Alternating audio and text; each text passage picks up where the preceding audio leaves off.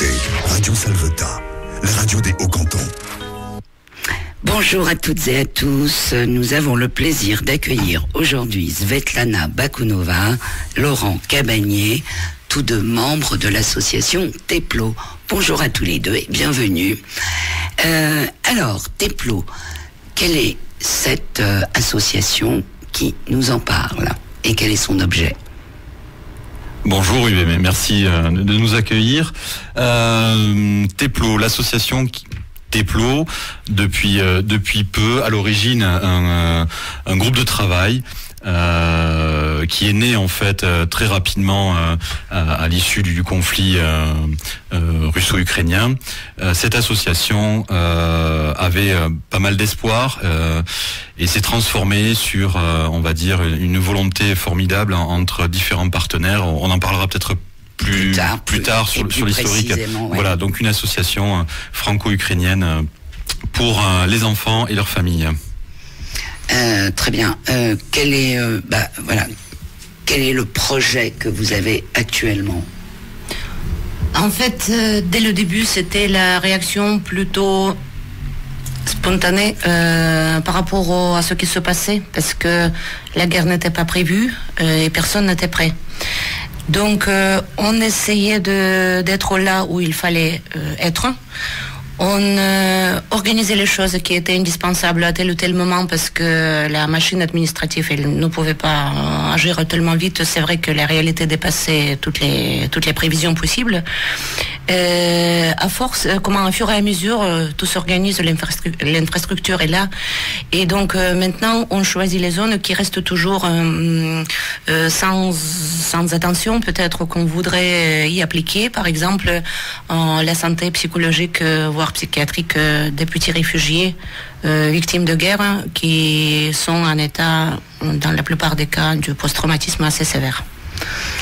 Ok, donc pour tenter d'y remédier, non peut-être pas tenter d'y remédier, mais quoi qu'il en soit, essayez de les aider un peu. Vous organisez un événement qui va avoir lieu très prochainement, qui sont 2 jours d'art-thérapie et 2 jours de fête, où ils vont peut-être retomber un petit peu dans leur innocence, on le souhaite. Qui me parle de ce projet ? Je parle qu'on partage la tâche parce que nous avons deux compétences formalisées.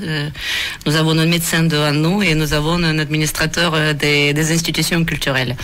Donc, en fait, ça sera 4 jours.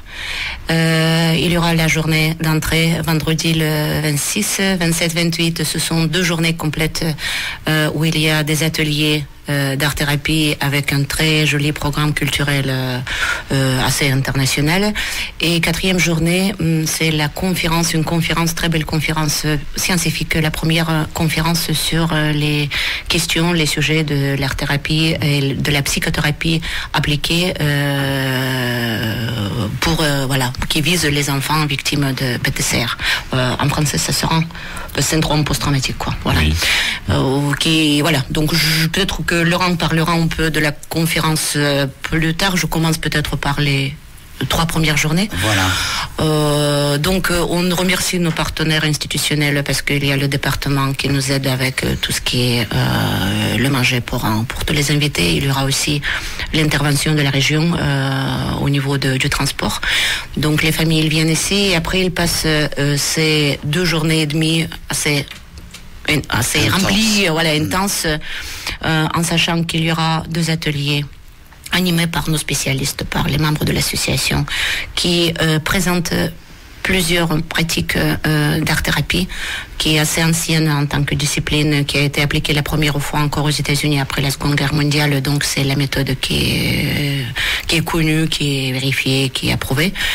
Il y aura aussi l'ambiance d'un pays de merveille, d'Alice au pays de merveille, avec les clowns, les mimes, avec plein de choses absolument incroyables, avec les animaux qui parlent, etc. autour des barnums des ateliers. Et il y aura la 4e journée, et ici je pense que Laurent il présentera mieux cette journée absolument exceptionnelle. Oui, en fait, ce week-end, ce dernier week-end d'août, l'objectif était de permettre aux familles, aux enfants d'avoir ce temps de répit, ce temps d'expression, mais encadré par des professionnels, et des professionnels qui sont également issus de leur culture. Oui. Puisque lorsqu'on parle de traumatisme, eh bien justement les enfants n'en parlent pas. Ils ont des attitudes, ils ont des façons de l'exprimer, qui, si on n'est pas inculturé à leur mode d'expression, à leur langage, à leur langue, on ne peut pas tout décrypter. Et effectivement, on a eu un ensemble d'énergies, de professionnels qui se sont de suite manifestés, tant sur la partie purement professionnelle que sur la partie également d'art-thérapie et de créativité, qui vont permettre justement à ces enfants d'évoluer en toute sécurité sur ces journées, pouvoir exprimer des choses. Et ces choses vont pouvoir être justement traitées, analysées par également des professionnels français, ukrainiens, mais également israéliens, algériens, libanais. Voilà, donc globalement, ce premier petit travail, c'est un premier pas, ouais. Voilà, ce premier pas est intéressant, sur l'analyse en fait de ces traumatismes importants que subissent les enfants. On avait écrit, voilà, les enfants ne font pas de politique, les enfants ne doivent pas faire des guerres. Ces traumas-là sont peu étudiés. Ces traumas-là sont peu pris en compte, notamment sur des points chauds, lorsqu'on est en période de guerre. Donc tout l'intérêt justement de pouvoir accueillir à la fois sur un temps sécurisé et encadré ces enfants et ces mamans aussi, et également bien sûr un petit temps de répit pour les familles d'accueil, les formidables familles d'accueil françaises qui sont là. Voilà, l'accueil aussi, c'est très important. On va en parler. Ça va être capital, oui. Là. Est-ce que je peux me permettre d'ajouter une petite chose? Oui. C'est que Laurent a bien dit, c'est tout à fait vrai. Les enfants ne parlent pas de leur malheur, ils ne savent pas d'en parler. Mais ce qui est le plus dérangeant et le plus difficile pour en faire les diagnostics, c'est que les mamans n'en parlent pas non plus. Parce que la vraie douleur, ils ne parlent pas. La vraie souffrance ne parle pas. Les psychothérapeutes français qui travaillent avec les réfugiés ukrainiens, ils disent que oui, il y a les gens qui viennent, ils ne sont pas nombreux. Ils parlent souvent des petits soucis avec les familles d'accueil, entre eux, entre les membres de famille, avec les gamins qui ne sont plus supportables, etc. Mais c'est pas ça la vraie destruction intérieure. Ouais, c'est pas le fond du problème. La vraie souffrance, elle ne sait pas parler. Et la vraie souffrance, elle se cache. Et la vraie souffrance, elle ne veut pas aller parler de cette souffrance en autre langue, etc. Voilà, donc ici on essaie de divertir en proposant le vrai contact avec le vrai milieu scientifique. On est bien d'accord que nous ne sommes que sur des journées d'analyse et non de travail avec ces familles. C'est ça. Oui. On est bien d'accord. Voilà. C'est pas possible. Il me paraissait important de le préciser quand même. Alors, justement, on parlait de l'accueil et c'est quelque chose de très important. Vous allez accueillir combien de familles sur ce week-end ? Le calcul précis sera fait demain, après-demain, je pense, parce que on a à peine commencé à préciser les listes et donc c'est plein déjà presque. Ouais, environ, mais c'est une maman avec 2 enfants. Voilà, le calcul est simple. Donc ça veut dire ça sera autour de 100 enfants peut-être, hein, et les mamans qui vont avec. Voilà. Les mamans qui vont par avec. rapport à la proportion, si tu veux. Ok. Parce que là, il va falloir loger toutes ces familles. Et donc, je crois que vous avez une annonce vraiment importante à faire à ce sujet, qui est de faire appel à la population de façon à pouvoir loger ces familles sur 2 nuits. On va devoir donc les accueillir. Ils doivent pouvoir bénéficier d'une douche, qu'on partage le repas du soir et le petit-déj Non, même pas. Tous les repas proposés par département et nous le remercions encore une fois. Tout. Okay, le petit café du matin, oui, peut-être. Le petit café du matin, le petit déj pour l'enfant. Voilà, c'est pas trop gros, c'est sur 2 nuits. Voilà, si vous avez une capacité d'accueil et peu importe une maman ou un enfant, enfin dites-le nous. D'ailleurs, Svetlana, on envoie ces propositions à quel email? Parce que ça, c'est important. Ça, je pense qu'il faudra renvoyer tout le monde sur notre page de Facebook Teplo.fr. Donc là-bas, on peut trouver toutes les informations et il y a la réponse. Voilà, il y a une personne qui répond toujours. D'accord, très bien. Donc Facebook Teplo. C'est ça, absolument. Tout simplement. T-E-P-L-O. Il y a plusieurs Teplo, rappelez-vous. Zvet. Ouais. On a regardé lequel est-ce? Teplo.fr, le seul. Le Teplo.fr. Ok. Donc on retient. Donc on a vraiment besoin de la participation de chacun. On va très bientôt les accueillir. Et voilà, quoi, il nous manque des lits. Oui, absolument. Il nous manque des lits. Non, mais en parlant de la structure des dépenses, je voudrais faire un petit commentaire parce que j'ai déjà commencé à parler du contexte. Pourquoi on n'a pas fait au centre-ville? Pourquoi on n'a pas fait à Montpellier? Pourquoi on n'a pas fait dans une grande salle de sport, par exemple? Ça éviterait tous les problèmes. Sauf que, comme j'ai dit, dire aux familles, venez vite. Il y aura les méchants médecins en robe blanche. Et donc, maintenant, on va voir qu'est-ce qui se passe. C'est pas évident, parce qu'il y a l'été, il y a la mer, il y a les jeux, il y a plein de possibilités. Vous savez que vous avez un méchant médecin à côté. Oui, je le connais, celui-ci. Voilà, donc c'est pour ça qu'on a proposé le cadre très tranquille, très naturel, avec les animaux, avec les oiseaux, avec le yoga le matin, avec la beauté divine de la Selvetta, avec le soleil qui se lève et le soleil qui se couche. Et avec tout ce plaisir. Avec des étoiles aussi dans le ciel. Absolument. Et avec, voilà, c'est tout ce plaisir qui devient le fond, le contexte qui permet de se rétablir. Voilà. Ouais. Donc après, quand la guerre encore une fois n'était pas prévue, donc on travaille avec les moyens qui nous permettent avoir la base. On va quand même préciser que du coup ça se déroule auprès du roi. Hein, c'est bien ça, domaine du pré du roi, tout simplement, à la Selvetta. Qu'est-ce qu'on peut ajouter? Teplo, c'est un mot magique, je l'ai découvert. Cela veut dire donc un petit coin chaud, cet aspect cocooning d'accueil. C'est pour ça, effectivement, ce que dit Svet est très vrai, de pouvoir accueillir en toute sécurité et de manière chaleureuse les enfants et les familles. Donc oui, ça peut pas se faire sur un parking goudronné, c'est évident. Le déplacement de ces familles et de ces enfants, c'est grâce à la région Occitanie. On leur remercie, c'est fabuleux. De suite, ils ont répondu. Vraiment, il faut encore remercier le département de l'Hérault, très réactif, en soutien immédiat, la région Occitanie sur ces déplacements-là. Ils seront présents Ils seront bien sûr présents.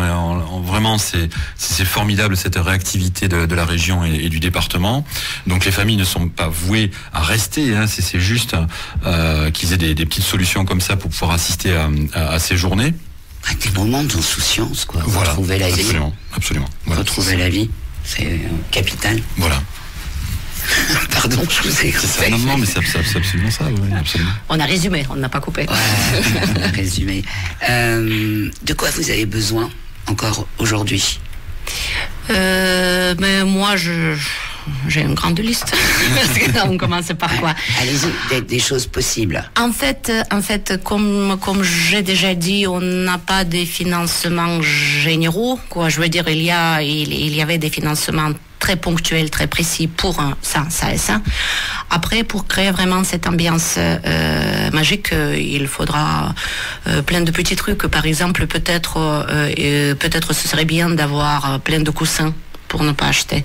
Peut-être il faudra faire certaines choses de couture, s'il y a les gens qui peuvent nous aider pour produire certains petits trucs, nous pouvons expliquer de quoi s'agit-il. Les annonces seront faites sur le site. Donc toutes les couturières... Sur la page Facebook. Page Facebook. Donc, voilà. Ok, on rappelle cette page Facebook. Allez la visiter, teplo.fr. Voilà. Hein, ouais, après toutes les demandes seront notés dessus. Et après, bien sûr que nous aurons besoin des bénévoles. Bien sûr que nous aurons besoin des bénévoles pour nous donner un coup de main pour préparer, par exemple, le moment magique, la chèvre commence à parler, donc il faut préparer la situation parce qu'elle ne peut pas commencer à parler n'importe comment, quand même c'est un acte spécifique, donc ça, après un grand labyrinthe en paille, énorme labyrinthe de beauté divine, on espère. On pourra jouer aussi, nous, ou pas? Bien sûr, mais c'est réservé aux adultes, j'ai oublié de te dire, parce que nous sommes aussi stressés.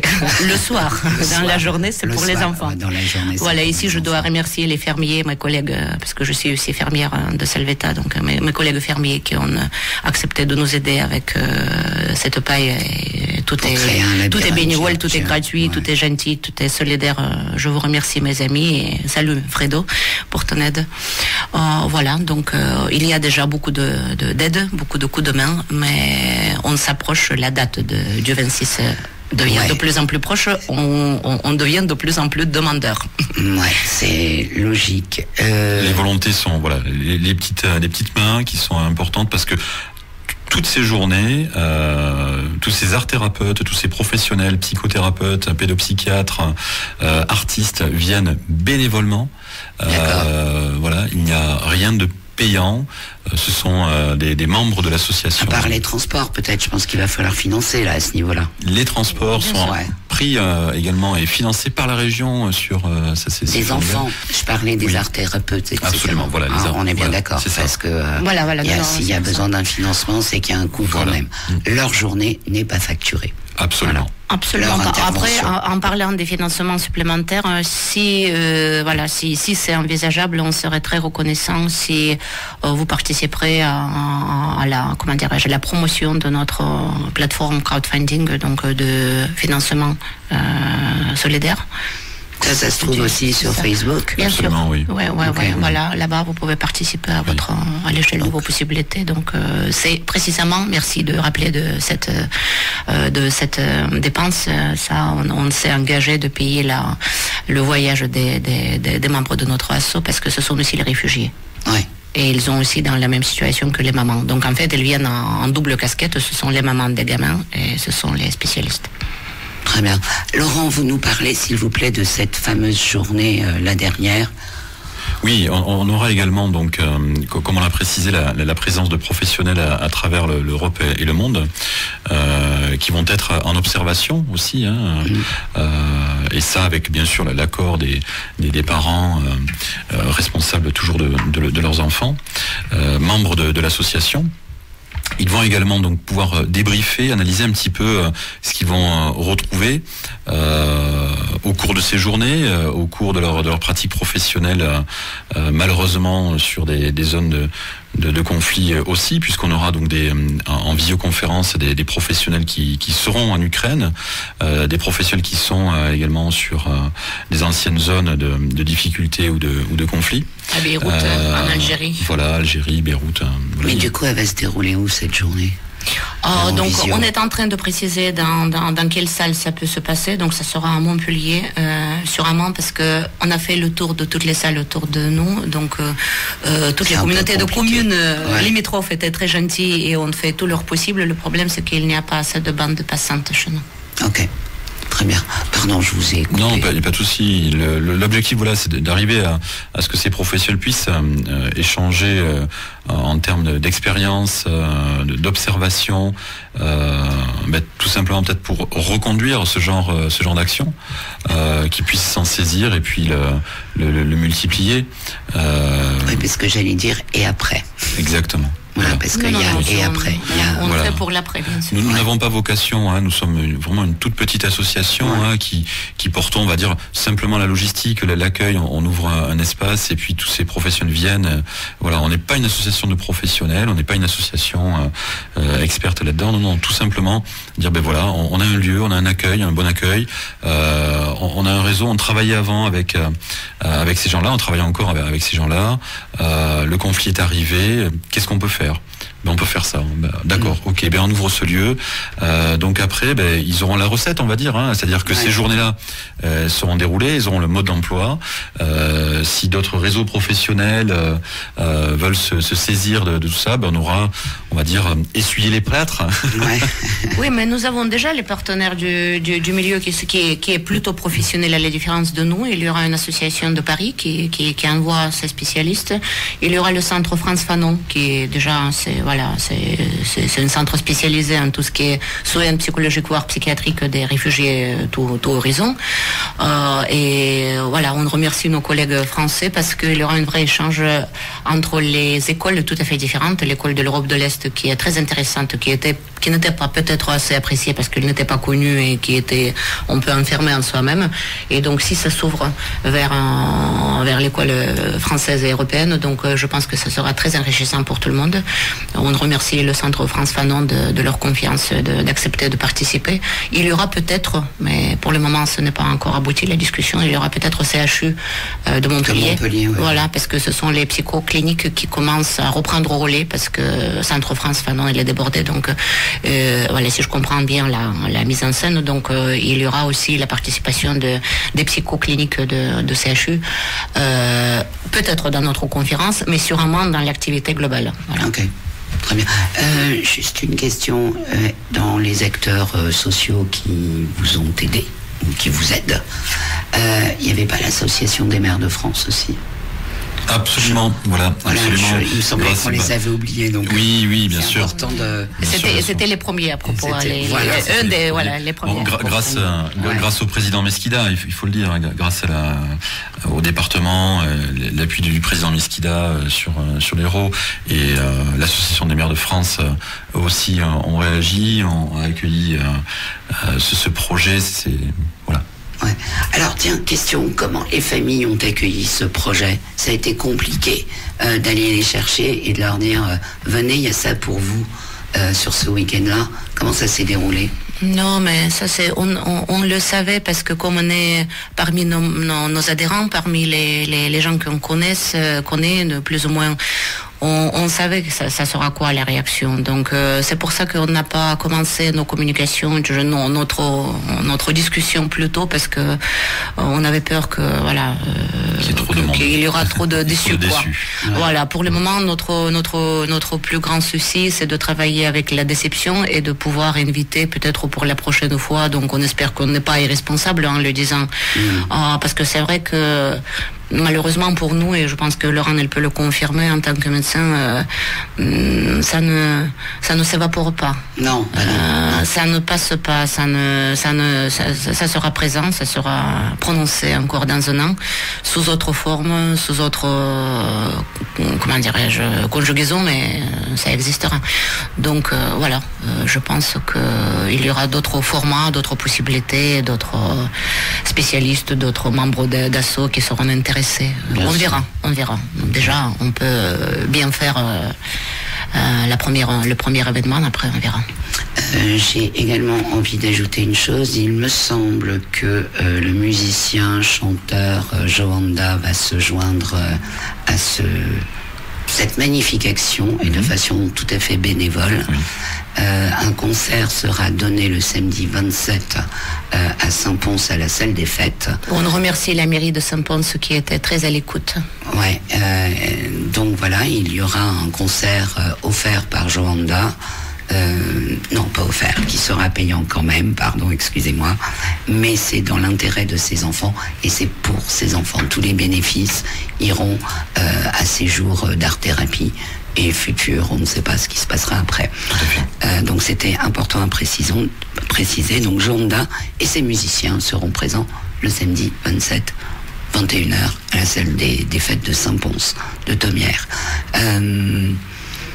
Merci pour cette précision parce qu'en fait c'est pas comment ce sont les gens à la différence de la plupart des adhérents, des participants qui se connaissent quand même, donc ce sont les gens vraiment solidaires qui ont soutenu l'idée quoi.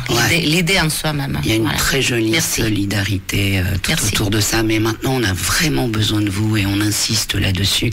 On a besoin de familles d'accueil pour 48 heures. Si vous n'avez de la place que pour une nuit, c'est pas grave, n'hésitez pas, proposez-vous, c'est toujours mieux que rien. Voilà, proposez la capacité d'accueil que vous avez. C'est important qu'on puisse les accueillir. En plus, ce seront les psychodiplômés. Peut-être on peut parler le soir de quelque chose d'intéressant. Par exemple, pourquoi le voisin n'est pas toujours agréable. Je ne sais pas quoi. C'est pratique. Hein, c'est pratique aussi. Ça fait partie du service. On va tenter d'accueillir justement au niveau de la Salvetat et proche du Pré du Roi tous les acteurs principaux de cette journée. En plus, vous pouvez avoir les clowns chez vous. Hein. Ça peut aussi changer beaucoup de choses. Voilà, ça peut être tout à fait sympathique. Et puis les familles, ma foi, si on peut les intégrer à la Salvetat, c'est fabuleux, pour qu'on ait le moins de kilomètres possible à faire le matin. Je précise que il faudra nous dire si vous les accompagnez jusqu'au Pré du Roi le matin et revenez les chercher le soir, ou s'ils feront partie des familles qui prendront les minibus qui sont prêtés par la communauté de communes à cet effet. Hein, oui, et c'est encore un geste énorme, et on remercie la communauté de communes qui était d'ailleurs toujours avec nous et nous accompagnait dans tout ce qu'on inventait historiquement. Voilà, qu'est-ce qu'on ajoute à ça, madame, monsieur? Qu'est-ce qu'on ajoute à ça? Qu'on est à fond jusqu'au bout, voilà. Donc toutes les petites mains, toutes les petites, comme vous l'avez dit, si justement, voilà, il ne faut pas grand-chose, juste une chambre pour quelques heures, puisque le repas, la journée, ils ne seront pas chez vous. Donc c'est simplement ce petit coup de main là, cette solidarité là. Voilà. Donc on vous le rappelle, teplo.fr. Pour toutes les informations que vous souhaitez avoir, ça se retrouve sur teplo.fr. N'hésitez pas à aller visiter ce site, il y a tout dedans. Voilà. Absolument. Il y a tous les ingrédients. Qu'est-ce qu'on vous souhaite à tous les deux? Le soleil, pas de pluie, alors qu'il en faudrait là maintenant. C'est très précis. Oui, absolument. De la bonne humeur de chacun, de la bonne volonté. Absolument. Mais ça ne dépend pas de nous, ça dépend de Guy Nouslo qui est du Pré du Roi, là-bas, tout va toujours bien. C'est un lieu qui est comme ça. C'est magique, tout le monde le sait. Ok. Écoutez, en tout cas, belle fête et belle réussite. Merci. À très bientôt. De toute façon, on vous donnera des nouvelles régulièrement en radio pour savoir où vous en êtes. Et puis ce dont vous avez besoin, parce que c'est dans 20 jours, même plus. C'est 19 jours. On reste à l'écoute de Radio Salvetat. Soyez réactifs, s'il vous plaît. Voilà, teplo.fr. On vous remercie à toutes et à tous. Bonne journée et belles vacances. Merci. Bye bye. Merci, la radio la plus solidaire. Merci. Radio Salvetat, 102.5, 106.6, la radio des Hauts-Cantons.